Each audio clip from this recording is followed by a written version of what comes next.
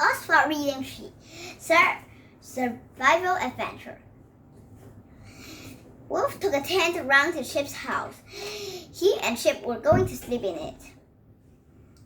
"I've never slept in a tent before," said Chip. "I wonder what it would be like." "It'll be fun," said Wolf, "but we will need a survival kit." Wolf had lots of things in the rucksack. "This can go in our survival kit," he said. "We'll need them to survive outside. I've got a torch, a ball of string, a plastic sheet, some chocolate, and a first aid box. What else we need to survive?" "I've got a mirror, a pencil, and a notebook, and a bag of chips," said Chip. Biff came out with a big umbrella. "You might need this. It's going to rain," he said. "You can't have an umbrella and a survival kit," said Wolf. "Don't be silly, Biff." That evening, it began to rain. It rained so hard that Chip and Wolf couldn't sleep outside in the tent. In the end, Mom said they could camp on Chip's bedroom floor. "You won't need a survival kit here," said Biff. Suddenly, the magic key began to glow. The children were pulled into a new adventure. "If this is going to be a survival adventure," said Biff, "I'm taking the umbrella." "You won't need an umbrella on the survival adventure," shouted Chip. "Don't be silly." Amy was tired and fed up. The wagons were stuck. They had been stuck for 2 days. Amy's family was on a long journey. They were going to a new land. They were taking everything in the wagon. They had come a long way, and they had a long way to go. "Stay close to the wagon train," said Amy's father. "Don't wander off. It's easy to get lost in the woods." Amy didn't listen to her father. "I'll go and pick some wild berries," she thought. "If I don't go far, I won't get lost."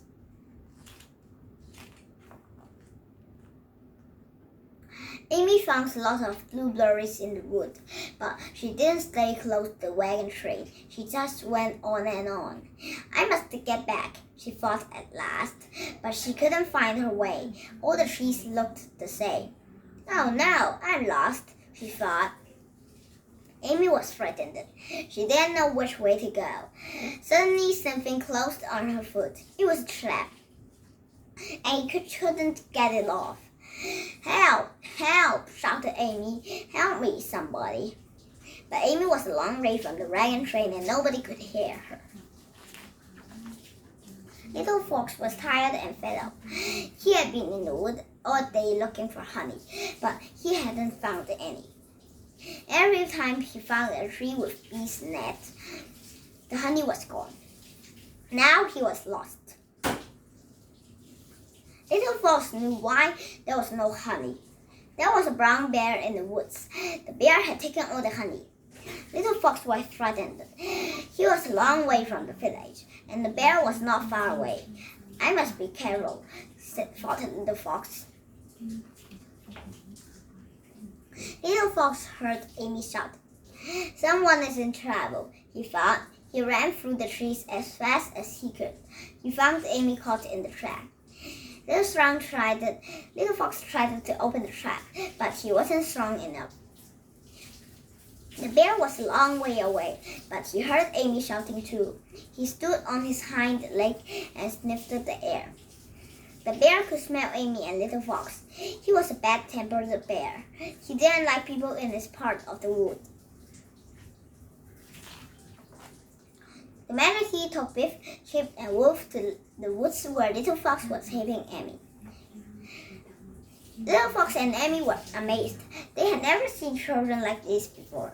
Biff, Chip, and Wolf were amazed too. "It looked like they're in trouble," said Chip. The children could see that Amy was caught in the trap. They went to help Little Fox.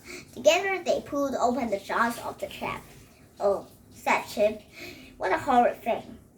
"The trappers use them to catch animals," said Little Fox. "Traps like this are cruel." The trap had hurt Amy's leg. Wolf put a bandage on it. Biff and Little Fox smashed the trap with a rock. It's a good idea to smash the trap, said Little Fox, but we shouldn't make all this noise. The bear will hear us. Suddenly the children heard a roar. The bear came out of the tree and ran towards them. All the children were frightened. Oh, help! shouted Chip. The bear doesn't look very friendly. One. I can't, said Amy. Biff had an idea. She opened the umbrella and shut it. Then he opened it and spun it round and round. The bear stopped it. He was afraid of the umbrella. He had never seen anything like it. Then he gave a roar and ran away. That was brilliant, said Chip. But how did you know that bears are afraid of umbrellas? I didn't, said Biff. Suddenly it began to rain. Now who says you can't have an umbrella and a survival kit? She asked. Don't get wet, everyone. Come under the umbrella. After it stopped raining, the children went on. At last they came to the river. Little Fox told everyone to keep quiet. Then he lay down on the bank and put his arm in the water. Suddenly he caught a fish. That's amazing, said Chip. I couldn't do that. But how do we cook it? asked Amy. We don't have a fire. But Little Fox made a fire. He made it with a bowl and a stick. That's what amazing too, said Chip. He lit a fire without any matches. It was getting dark and it was beginning to rain again. Chip and Wolf put up the tents. Biff and Amy put up the plastic sheet to make a shelter. Little Fox cooked the fish and the children sat around the fire. They ate the fish and the berries that Amy picked. Then they ate the chocolate. Amy told everyone about her mother and father. She told them how the wagon train had got stuck in the mud. Amy began to cry. Maybe I'll never see my mother and father again, she said. Don't worry, said Wolf. We'll find them. Suddenly, Biff grabbed the umbrella and jumped to her feet. She ran outside and began to shout. Help! She called. We've been surrounded. Everyone jumped up. Biff spun the umbrella round and round. Go away, she shouted. Little Fox laughed and laughed. Everyone laughed. This is my father, said Little Fox. He thought I was lost. He was looking for me. Sorry, said Biff. You're very brave, said Little Fox's father. Yes, she frightened the bear, said Little Fox. The children told Little Fox's father about their adventures in the wood. They told them about the trap. He laughed when they told him how the bear was frightened of Biff's umbrella. It's easy to get lost in the wood, said Little Fox's father. Amy told Little Fox's father about the wagon train. My mother and father will be worried about me, she said. Do you think I've been killed by a bear? Don't worry, said the Little Fox's father. We'll soon find the wagon train. In the morning, Little Fox's father found the wagon train. Amy's mother and the father were glad that Amy was safe. We looked and looked for you in the woods, said her father. When we couldn't find you, we thought you had been killed by a bear. I almost was, said Amy. The wagons were still stuck. We've been stuck like this for 3 days, said Amy's father.